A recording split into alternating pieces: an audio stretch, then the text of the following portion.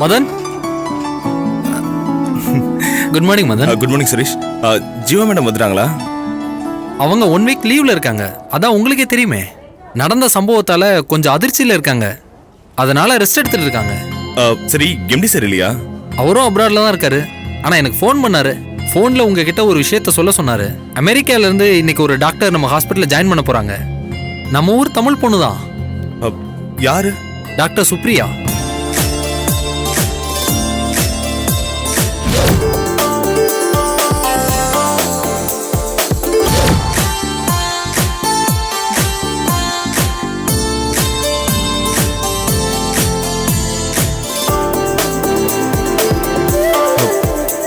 சுப்ரியாவா? ஆமா, அவங்க தான். அவங்கள உங்களுக்கு முன்னாடியே தெரியுமா? தெரியுமாவா? டாக்டர், எனக்கு அவங்க ரொம்ப வேண்டியவங்க. ரொம்ப நல்லதா போச்சு. நான் உங்களை அவங்களுக்கு அறிமுகம் செய்யவே தேவையில்லை. நீங்களே இன்ட்ரோ ஆயிடுங்க. பாய்.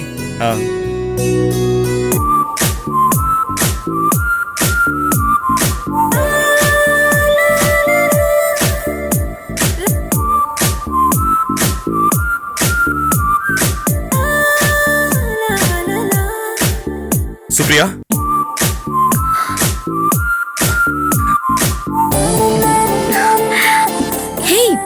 மதன். ஹாய் சுப்ரியா. ஹாய். உன்னை பார்த்து எவ்வளவு வருஷம் ஆச்சு. நான் உன்னை இங்க சந்திப்பேன்னு எதிர்பார்க்கவே இல்ல. நானும் உன்னை இங்க சந்திப்பேன்னு எதிர்பார்க்கவே இல்ல.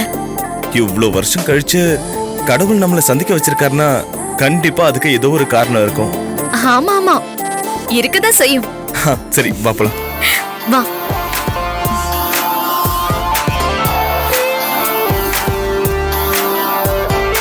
மதன், நீங்களும் நானும் சந்திச்ச முதல் சந்திப்பு உங்களுக்கு ஞாபகம் இருக்கா?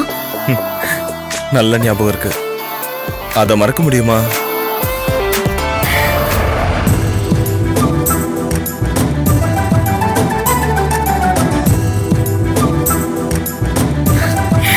இல்ல இல்ல, அப்படி பாத்துக்கலாம்.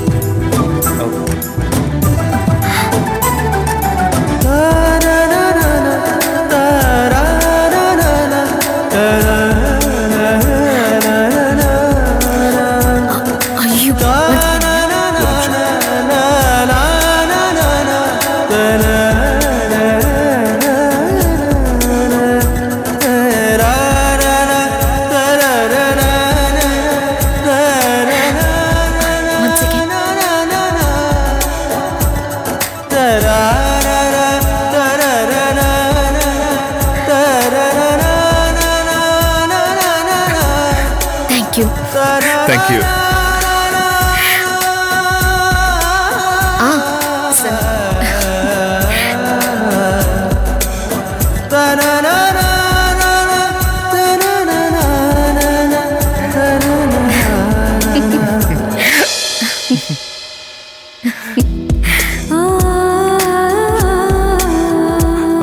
Supriya,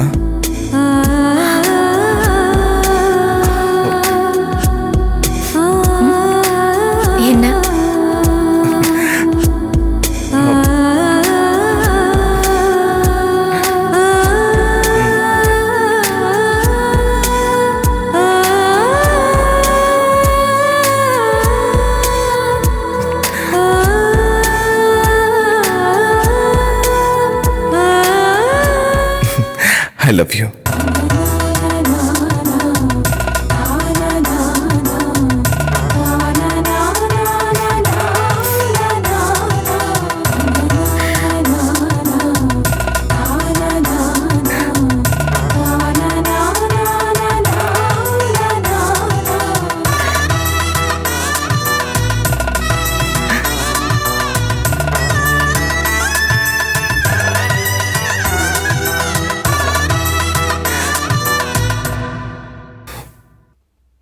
I love you.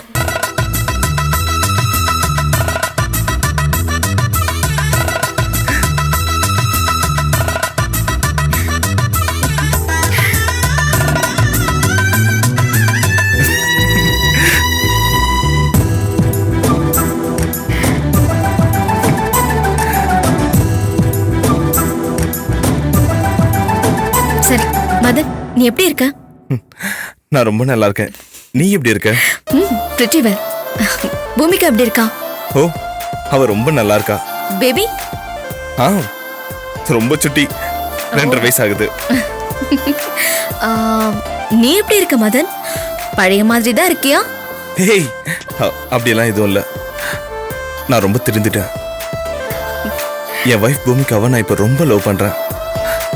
அவ தான் என் உலகமே. சொல்லப்போனா my life is my wife. நீ ரொம்ப கொடுத்து வச்சவன் மதன். கேட்கவே ரொம்ப சந்தோஷமா இருக்கா. எனக்கு தான் அந்த பாக்கியமே இல்லாம போச்சு.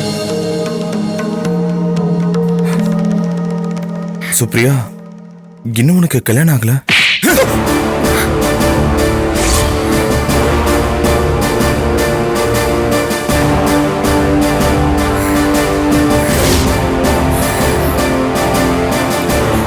எப்படி ஆகும் ராஸ்கல்?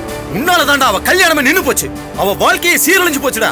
இப்ப உன்னால அவ வாழ்க்கையே பாழா போய் நிக்கிறான். உன்னெல்லாம் சும்மா விட கூடாது. ஐயோ, விட மாட்டேன். ஒன்னாதான் ஆத்திரம் அடங்கும். சும்மா விட மாட்டேன்டா. விடுமா, விடுமா, என்ன தடுக்காத. இவனாலதாமா உனக்கு இந்த நிலைமை. இவனை நான் சும்மா விட மாட்டேன்.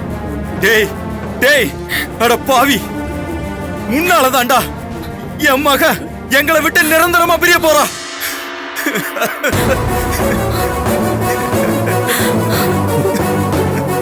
என்ன சொல்றீங்க? எனக்கு ஒண்ணுமே புரியல. உனக்கு எப்படி புரியும்? எப்படி புரியுங்கிற?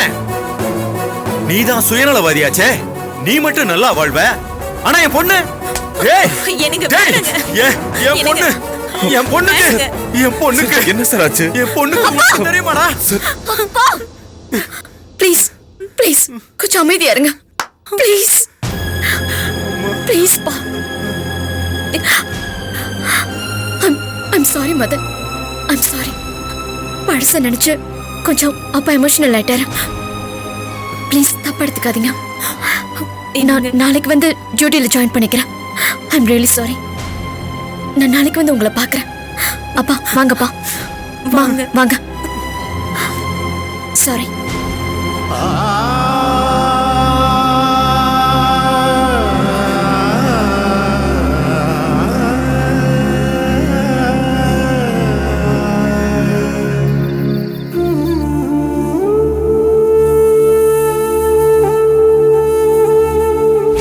இப்பதான் எனக்கு ஃபோன் பண்ணி என்னை பார்க்க வரதா சொன்னாரு.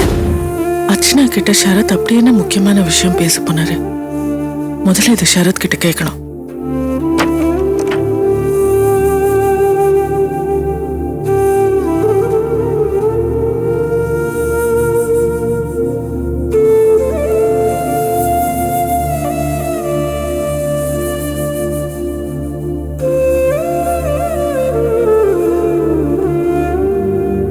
என்ன சக்தி, ஏதோ யோசனையில இருக்க போல இருக்கு.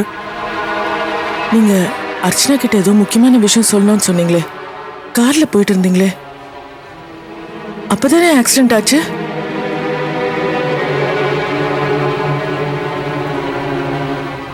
சரி, அர்ச்சனா கிட்ட நீங்க சொல்ல போன முக்கியமான விஷயம் என்ன ஷரத்?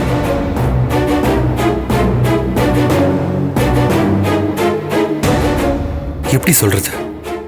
இத சக்தி கிட்ட நான் சொல்லவே முடியாது. இந்த பிரச்சனைய நான் எப்படியாவது சமாளிக்கணும். என்ன ஷரத், ஏன் ஒண்ணுமே பேசாம இருக்கீங்க? இல்ல, அர்ச்சனா கிட்ட நான் சொல்ல போன முக்கியமான விஷயம் என்னவா இருக்கும்னு தான் நான் யோசனை பண்ணி பார்த்துக்கிட்டு இருக்கேன். ஆனா அது ஞாபகத்துக்கே வரமாட்டேங்குது. ஆக்சிடென்ட் நடந்ததுல அது மறந்து போச்சு. மறந்து போச்சா? ஆமா சக்தி, சுத்தமா மறந்து போச்சு. என்னைக்காவது ஞாபகம் வராமலையா போயிடும். ஞாபகம் வரும்போது நான் உங்ககிட்ட சொல்றேன். சரி, ஏன் இந்த நேரத்துல அந்த விஷயத்தை பத்தி கேக்குற? எனக்கு உங்களுக்கு நடந்த விபத்து தற்செயலா நடந்த மாதிரி தெரியல. அர்ச்சனா கிட்ட நீங்க சொல்ல வந்த முக்கியமான விஷயத்த சொல்லக்கூடாதுன்னு திட்டமிட்டு உங்க ஆக்சிடென்ட் நடந்திருக்கிறதா எனக்கு தோணுது. இது பாரு, நடந்து போச்சு. எல்லாத்தையும் மறந்துரு சக்தி. எப்படி ஷரத் மறக்க முடியும்? உங்களுக்கு ஏதாவது ஆயிருந்தா?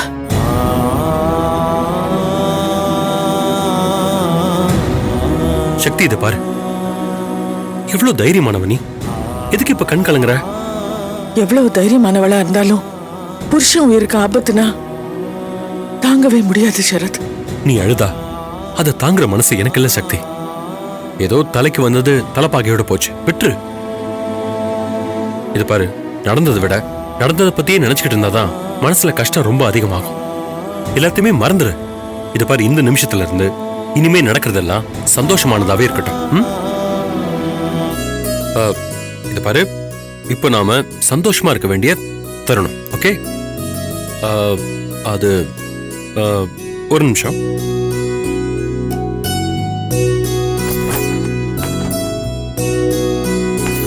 இப்ப எதுக்கு கட்டண மூடுங்க? நிலா வெளிச்சம் ரொம்ப ஜாஸ்தியா இருக்கு, அது கண்ணு கூசுது. அதான் கொஞ்சம் அப்படியே டார்க்கா, கொஞ்சம் ரிலாக்ஸ்டா. நீங்க சுத்தி வளைச்சு எதுக்கு வரீங்கன்னு எனக்கு தெரியுது. அதெல்லாம் ஒண்ணும் கிடையாது. இன்னைக்கு நீங்க ரெஸ்ட் எடுங்க. படுங்க படுங்க. அதுல ஏய்,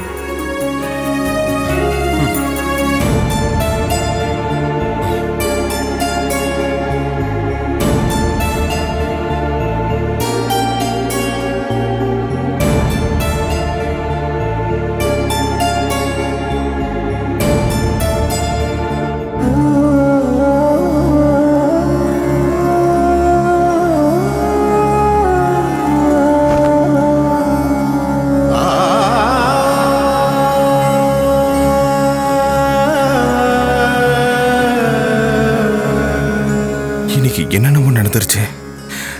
எத்தனை வருஷம் கழிச்சு நான் சுப்ரியாவை பாப்பேன்னு கனவுல கூட நினைக்கல. அவங்க அப்பா ஏன் இன்னும் என் மேல இவ்வளவு கோவமா இருக்காரு? ஒரு கொலை குற்றவாளி மாதிரி என்ன நடத்துறாரு. சுப்ரியாவும் பழைய சுப்ரியாவா இல்ல. அவளுக்குள்ள ஏதோ ஒரு சோகம் ஒளிஞ்சுட்டு இருக்கு. அது என்னவா இருக்கும்?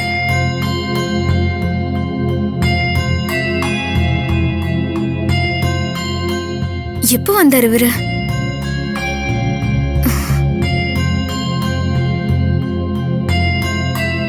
மச்சான், மச்சான்,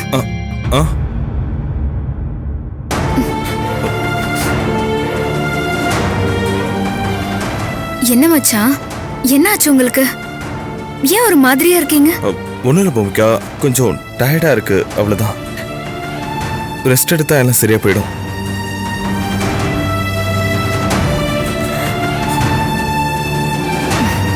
மச்சான், உங்களை மாதிரி நான் டாக்டர் இல்ல. ஆனா உங்களை பத்தி எனக்கு நல்லா தெரியும். உங்களோட உடம்புக்கு ஒன்றும் இல்ல, ஆனா மனசுதான் சரியில்லைன்னு நினைக்கிறேன். சொல்லுங்க மச்சான், ஹாஸ்பிட்டல் ஏதாவது பிரச்சனையா?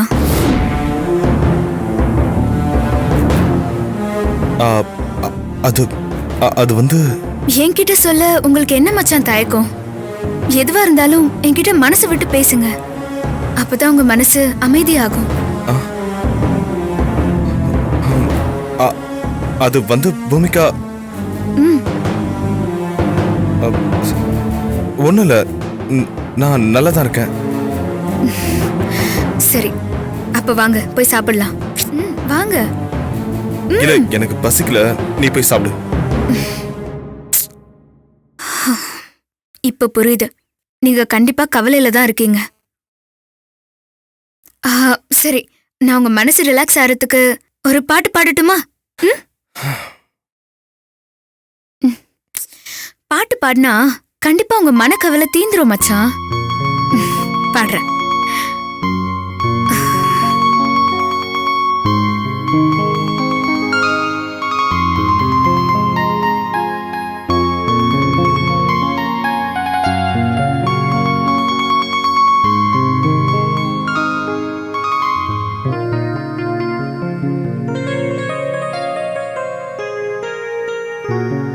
முன்பே வா என் அன்பே வா, ஒரு வான் உயிரே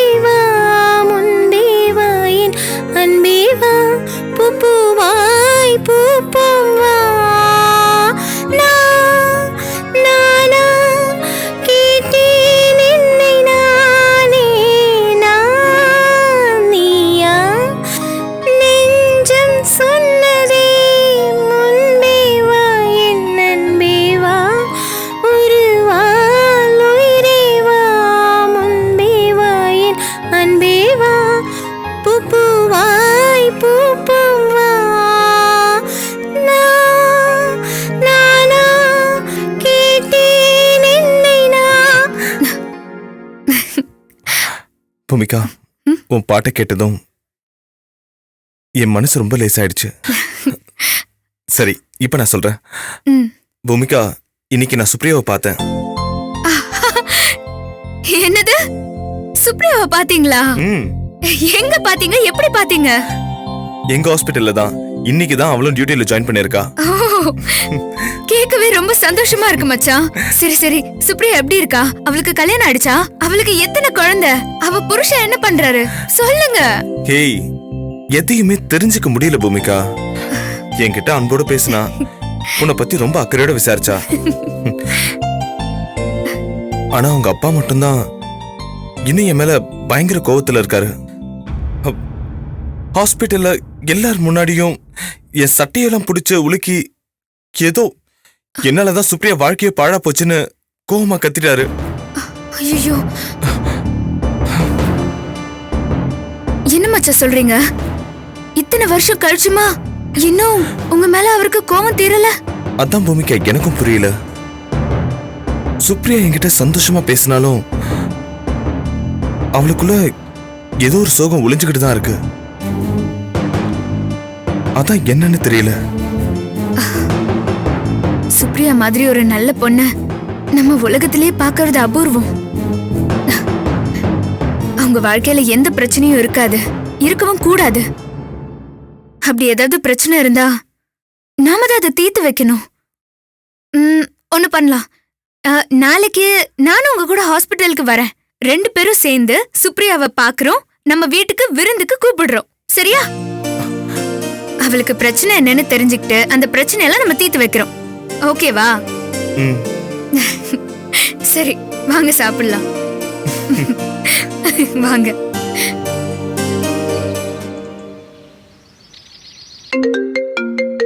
என்ன நர்மதா ஃபோன் பண்றா?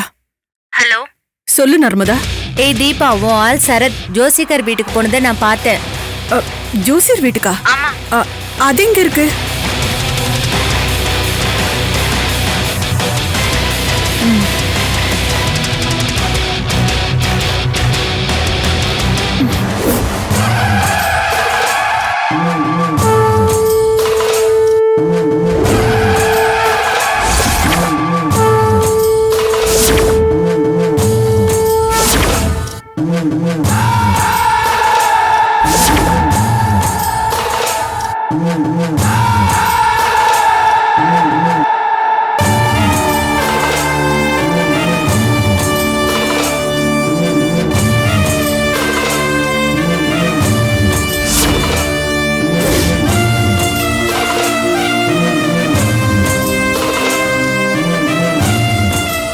ஏன் ஜாதகத்தையும் சக்தி ஜாதகத்தையும் மாறி மாறி பார்த்துக்கிட்டு இருக்காரு? பலன் என்னன்னு சொல்ல மாட்டேங்கிறாரு.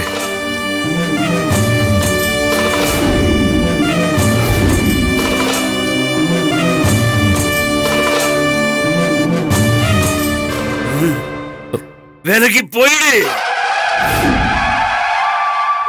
உன் மனைவியை விட்டு நிரந்தரமா விலகி போயிடு.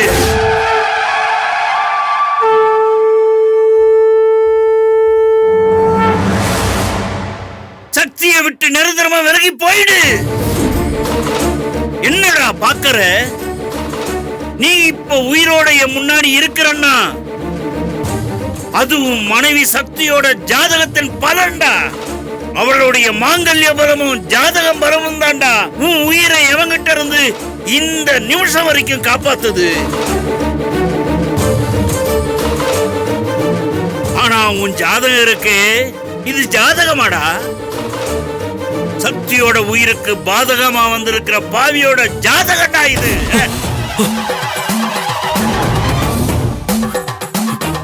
ஏய் பாவி, உன்னோட ஜாதகத்தில் இருக்கிற துர்க்கிரகங்கள் எல்லாம் இப்ப தன்னோட பலத்தை காட்ட ஆரம்பிச்சிடுச்சு. களத்திர ஸ்தானத்தை அது மூர்க்கமா பார்க்க ஆரம்பிச்சிடுச்சு.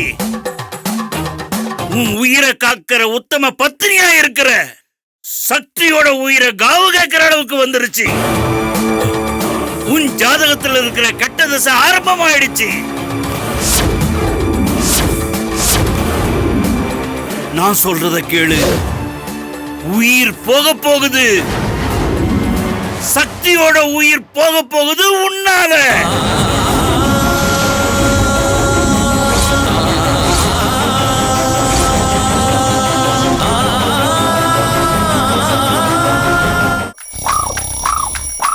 நான் ஒண்ணு நினைச்சா நீ ஒண்ணு நினைக்க செந்தில் போல நான் சும்மா இருக்க கவுண்டர் மணி போல் நீ எட்டி உதைக்க வேதாள கை என்ன திரிக்க விடும் கை பரமபாத பாப்ப போல ദൂരുടെ ചൊത്തല ചില്ല നായികം